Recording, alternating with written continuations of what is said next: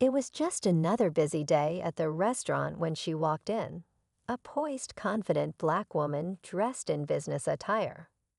The manager barely glanced at her before making a snide remark under his breath. Something about her type, always coming in with complaints.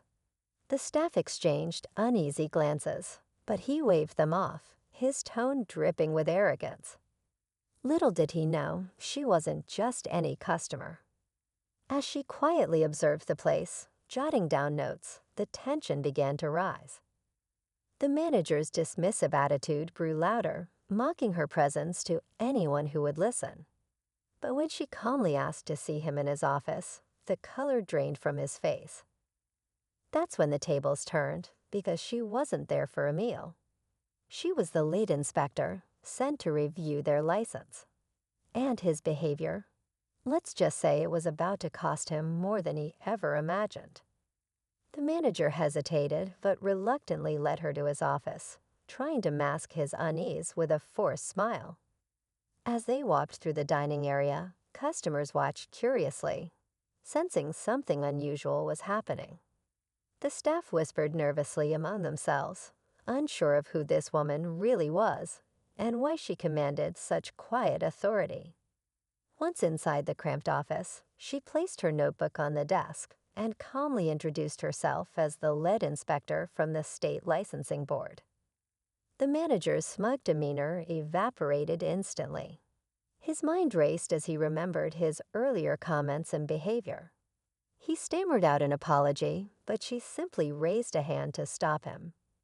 "You'll have plenty of time to explain yourself," she said, her voice calm but firm.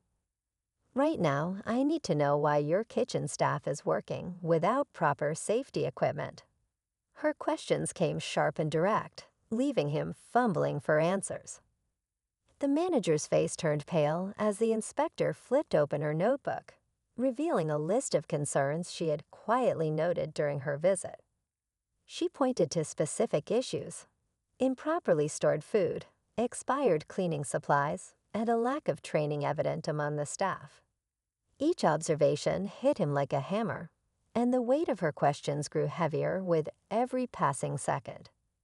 Meanwhile, out on the floor, the staff exchanged uneasy glances.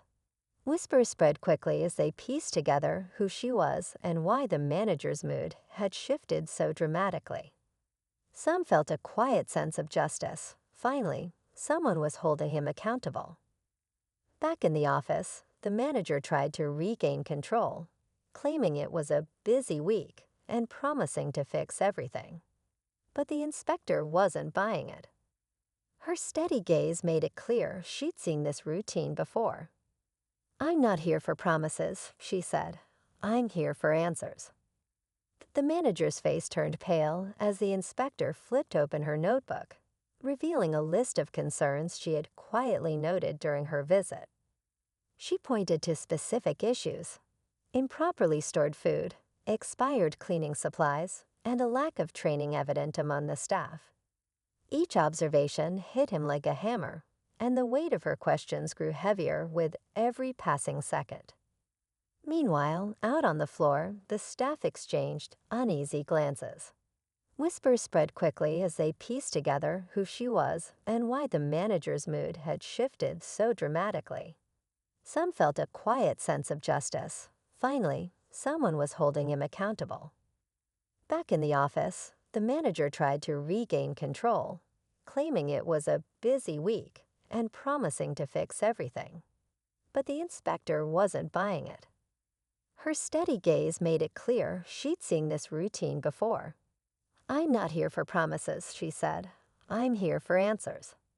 The manager's hands fidgeted nervously on the desk as the inspector flipped through a file she had brought.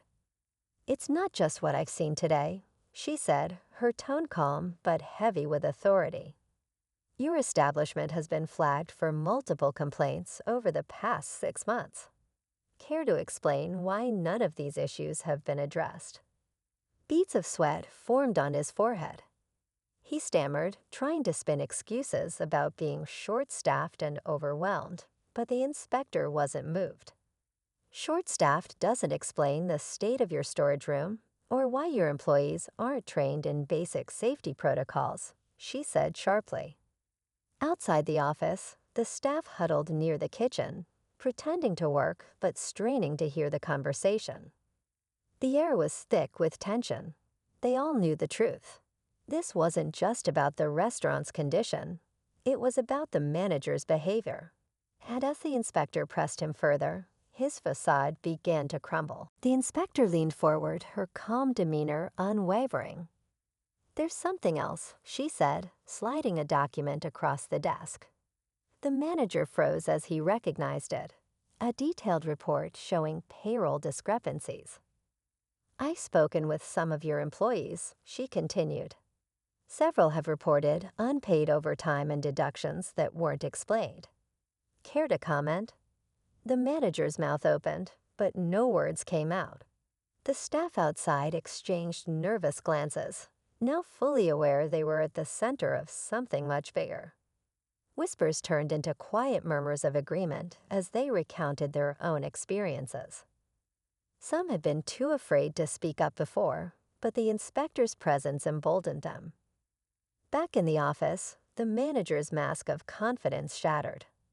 I didn't know about that," he stuttered, but his shaky voice gave him away. The inspector didn't flinch. "Ignorance doesn't excuse exploitation," she said firmly. "You've had opportunities to fix this." The tension in the room thickened as her words sank in. Just when it seemed like the worst had been uncovered, she dropped another bombshell.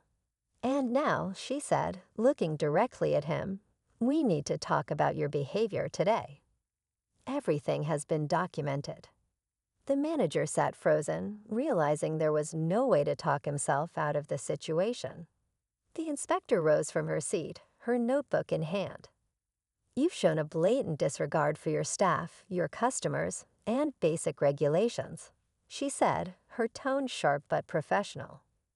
"This report will determine whether you retain your license, and right now it's not looking good." As she opened the office door, the staff quickly scattered, pretending to be busy.